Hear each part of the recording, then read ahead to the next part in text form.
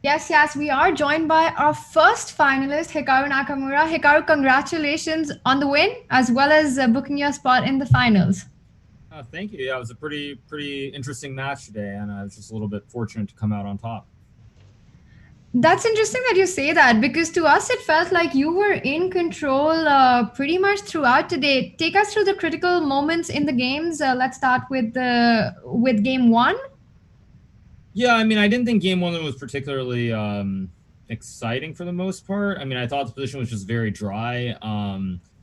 Maybe I was marginally worse in this end game somewhere, but I didn't think game one was very interesting. It just Daniil had to exchange pieces, and once we reach this end game, just a queen rook bishop and five against queen rook bishop and five. I mean, I maybe white is optically better, but I never really thought it was very dangerous. So I mean, this game wasn't all that interesting for either of us. But game two, of course, I probably was winning at some point, and then I misplayed this.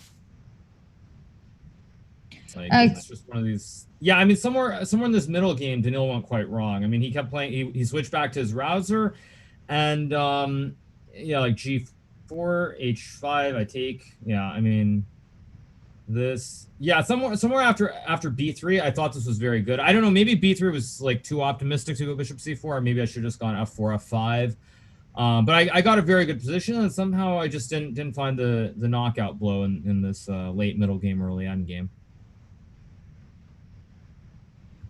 right, and then it felt like Daniel managed to hold it together in this one, and then game three, it finally you struck. And where do you think it went all wrong for White in this game? Yeah, I mean, this game, much like the match, it hinged on sort of one of Daniil's white games where he probably was a little bit better, and he couldn't find the right continuation. I thought somewhere in this middle game, if you go ahead to around the point that he played, yeah, just keep going. I want to say somewhere around the point that, yeah, right around here after queen c4, queen e5, I had a feeling that white should be much better, but trying to prove it, of course, is very difficult in a rapid game. And I was very happy with the way I defended this, because already here I was down the clock. I thought I was in real trouble, and I was just very pleased with the moves I came up with, because I optically, when you look at it on first glance, I think it's quite dangerous.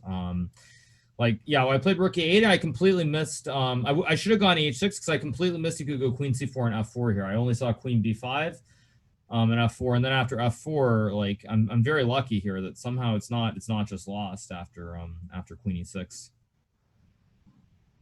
Yeah, b5 was a big mistake by Daniil, to be fair, because I think here when white's up the pawn, it's probably still very unclear, but I think white has to be better with the extra pawn. And Daniil missed this b5 rook b3 trick, where basically after rook c6, queen f7, the pawn on b5 can't be protected, because when you go queen c4, there's rook b4, and he used a lot of time. And this is really where it all went wrong, because he played knight c3, and then, I mean, maybe it's still holdable, but I thought that knight b4 was also very good with knight d3, and just the rest I think was very messy. Daniil defended quite well, but then he slipped. Like, he played this rook c8 move. We just keep going way ahead. Yeah, he played like at this point I got lower on time than him, and I yeah, g4, and I got lower on time than him, and I was just gonna make the draw here after rook g8, rook d8, because I only had like 30 seconds. But then Daniil got too creative. I think he just forgot. When he went rook c8, he forgot that I could just take and go knight d7. And after rook d8, just king e7, and I don't know if he saw this or he just missed the whole thing. But after rook d7, king d7, the king is in. If you go back. Yeah, just go back to after king e7. Was if he forgot that on rook d7, king d7, if knight e5, king d6 takes, and f6, I'm in the box. Like on f6, I take, h4, king d7, h5, king e7. Doesn't really matter, and the king gets back to stop the pawn. So I'm not sure if he missed this or what happened, but once he went rook c8, I was able to trade on g4 and go knight d7. I don't think the result was in doubt, and I thought from here I played pretty smoothly to convert. And then, in fact, in game four, at the very end, you're the one who's pressing, and in fact, very close to winning. A very professional approach by just finding a repetition and finishing the match there. Yeah, I mean, I didn't really know what was going on here, but the thing is, the problem with the whole game is that when I went queen e4, like on move 22, I thought that already it was just over. I thought bishop d3 next move, and I must have a checkmate.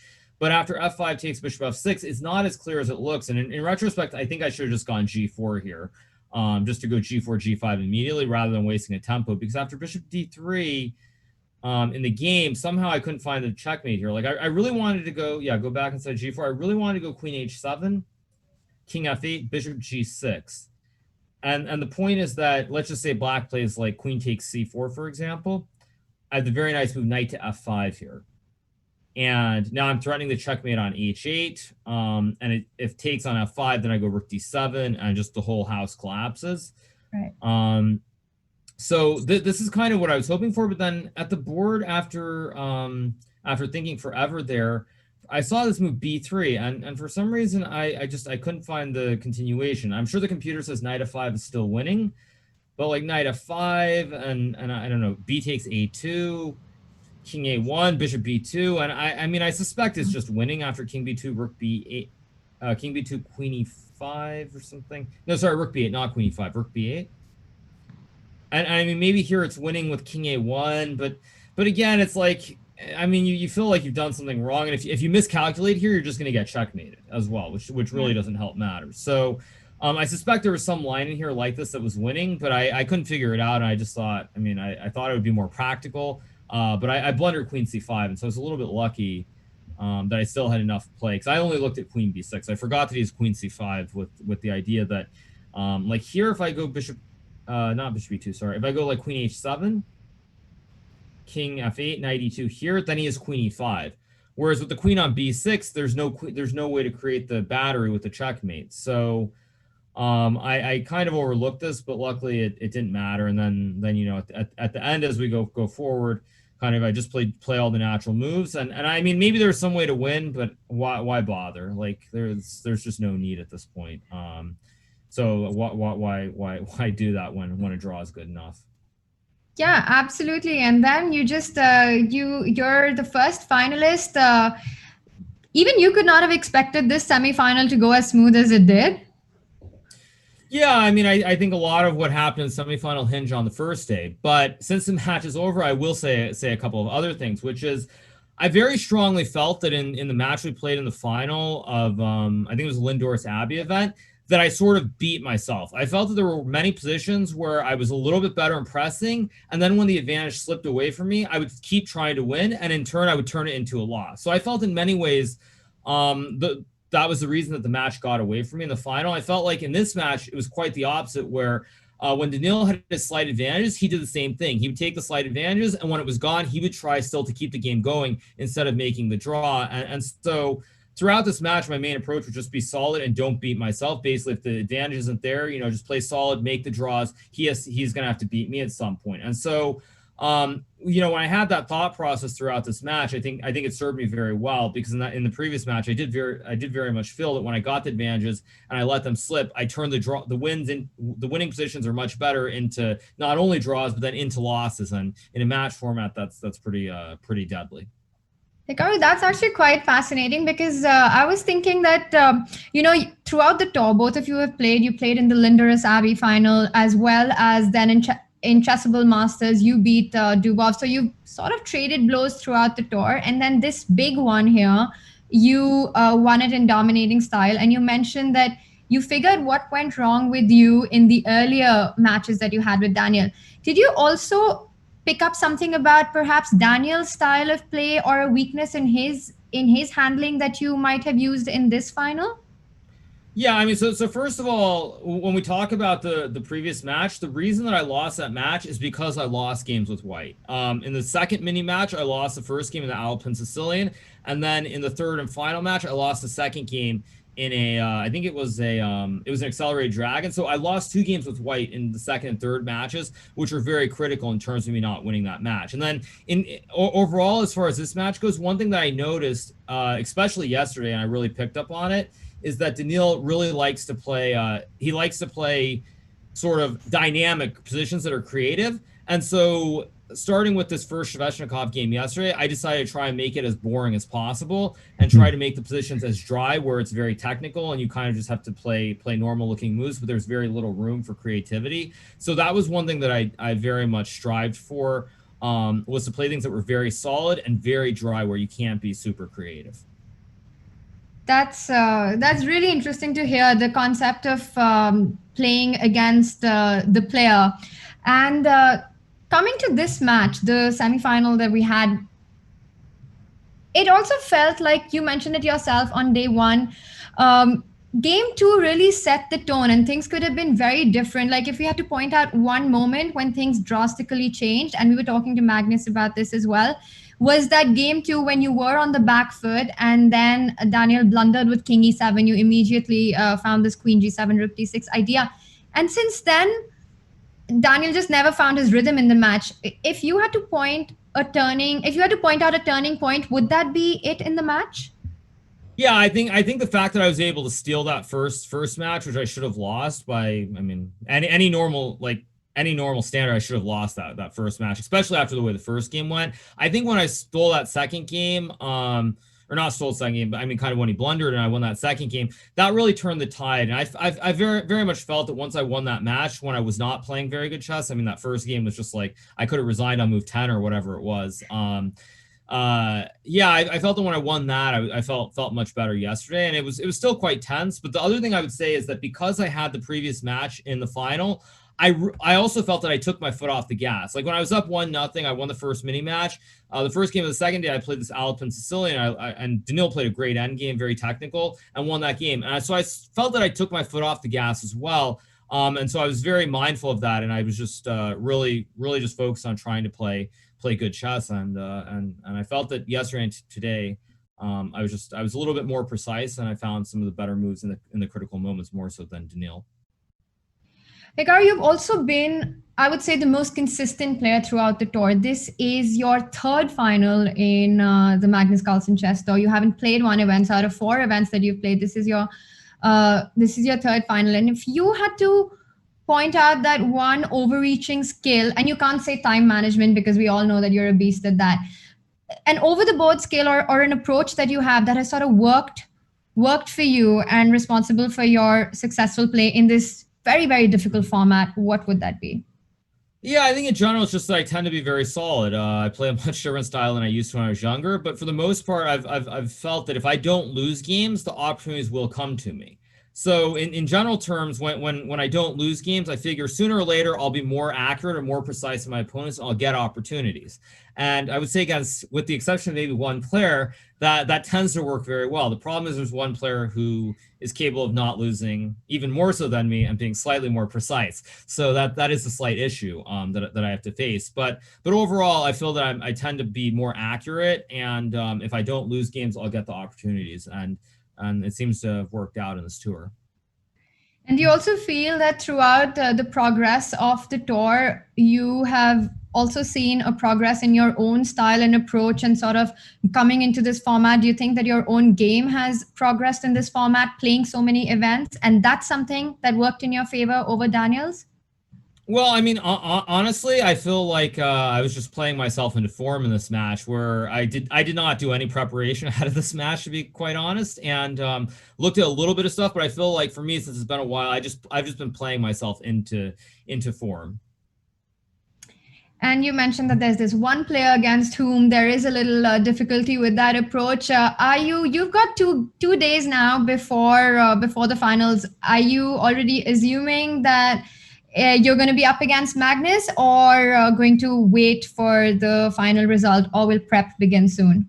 Yeah, I mean, to get back to that point I was making earlier, and this I think is again a stylistic thing, is what I was saying is that I feel for the most part I'm more accurate than most players, and I defend extremely well.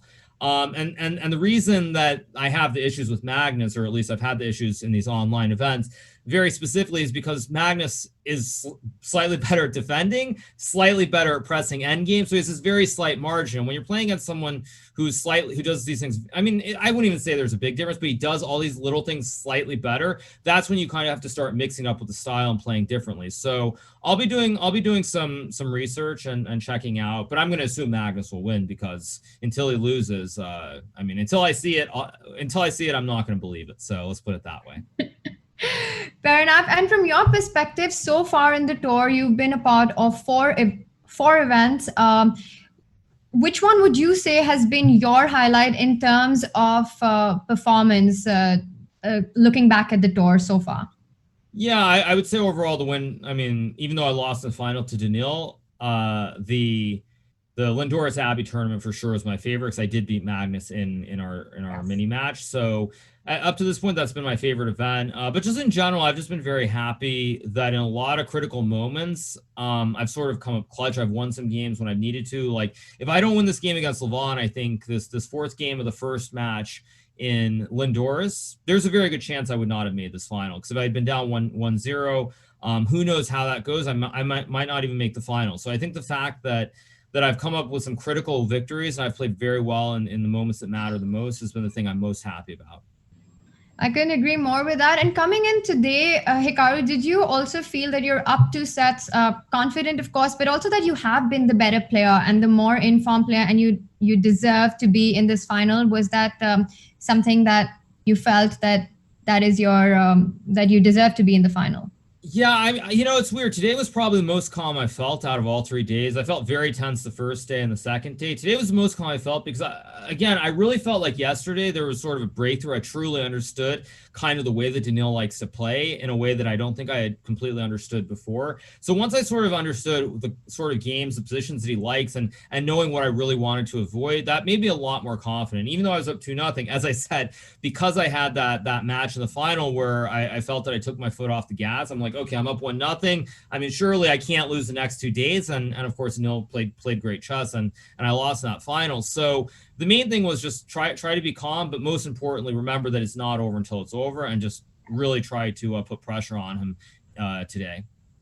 Hikaru, from the audience point of view, I can tell you that you just made this semifinal look so easy, and it was something that I think you were the favorite going into the match, but I it would be hard to say that anybody expected for it to be such a dominant show from your end. You've shown consistent play throughout the tour, a very, very deserving spot in the finals. We can't wait, regardless of who you're playing against. It's going to be an epic fight. Thank you so much. And I'm going to hand it over to Yas and Peter to quiz you with further questions. Well, I don't know if I can quiz you any further, Hikaru. Just hearty congratulations.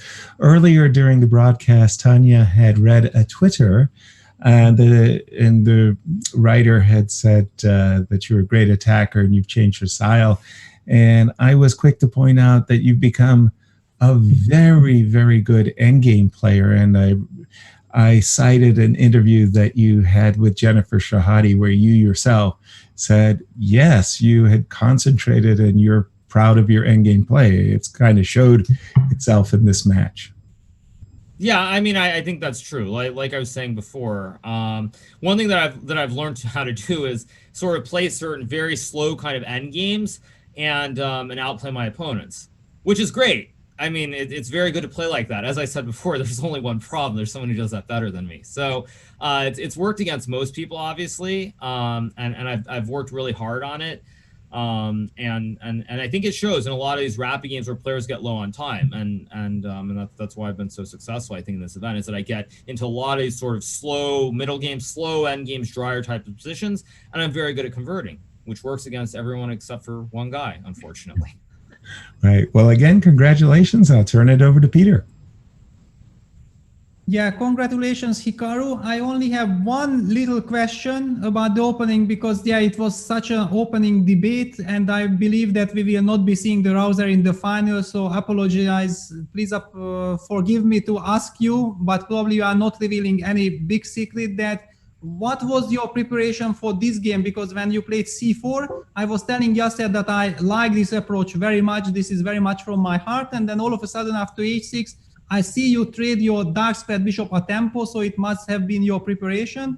What was it? Well, I mean, c4 was preparation, but I didn't actually look at h6. So I just played bishop f6 right away because it looked like a logical move. I suspect bishop e3 is actually the correct move the more I think about it. But yeah, Chris Littlejohn, my second, he mentioned c4 to me against a specific move order that Daniil had played in the second game. And if you can kind of close down the whole queen side, then it makes for a very easy and very smooth game. So I thought in general everything worked out. I thought Daniil was maybe, if there's one thing I would critique him on, is that he was too set in his opening approach. He only played the Rouser and he only played the Shveshnikov, and I think that might have. I mean, he's such a creative player that I thought maybe he should have mixed it up a little bit more than that. Yeah, good. And just one question, because we were debating with Yasser that what would have been your setup in this position after King E7 in the endgame? After King E7 in the endgame, yeah, I think I was just gonna go. I was gonna go Rook D3. I think I was gonna go Rook D3 and Knight C. Yeah, Rook D3 and Knight C1 was my idea. Uh-huh. Yeah, okay, and I mean, because, again, Black is completely fine. Yeah, exactly. That's why we got confused that you blitzed out everything, and we were not entirely sure that this is so convincing, this endgame. Yeah, well, I don't think it's great for White. But I think, I mean, I don't know why Black should be better. Like, Yeah, no, definitely. Yeah, exactly. I mean, we felt that maybe it's just your strategy that, okay, you don't want advantage, draw is good, and okay, please show me what you got. But it was kind of a little bit intriguing. And after Daniel moved Queen A7, we felt like, this is maybe not going to work very well for Daniel, because then you get your type of positions. And once you got this E5 Queen F4 in, we felt like we are not happy. We would not be happy to be in Daniel's shoes anymore. Yeah, but I mean, okay, like you can say the same thing about many situations. It's like, was it Jan in the final against Magnus at the last event? He was in the fourth game. He was in a must-win situation, and Jan played this modern defense, and Magnus just traded off the queens because he only needed a draw when he totally could have gotten an advantage. So it's kind of, there's that balance between what you're looking for in the game. And I think when you only need a draw, it's on your opponent to prove it, which is why Daniil did not trade the queens. He went Queen A7 because it's a must-win game. Like if he trades queens and we draw the end game, I mean, he still is out. So I actually, when he started thinking, I knew he would go Queen A7. Yeah, that's exactly what we saw with Yasser, that it was a very interesting psychological approach from your side. Yeah, I mean, again, I think that's the thing is, in a must-win game, when you have the black piece, it's always just, it's very unpleasant because you have to do something that's dubious at the very least to try and create some kind of imbalance. So that's what Daniil tried to do, and I think it was a spot where normally he would just trade queens, and the game would have been a draw. But since the draw wasn't enough for him, I thought the decision was 100% correct to play Queen A7. All right, thank you, Hikaru. Back to Yasser. Nothing. Again, Hikaru, thank you so much for joining us and sharing your time and fielding questions from our viewers. Tanya, do we have any more questions from the viewers that you might want to ask Hikaru as you get to enjoy some free days, Hikaru? Thank you so much, Hikaru, once again, and a big congratulations on booking your spot in the finals, and we cannot wait to see you in action. I think this is a dream final setup, either ways, whether you play Ding or Magnus. Thank you. See you guys.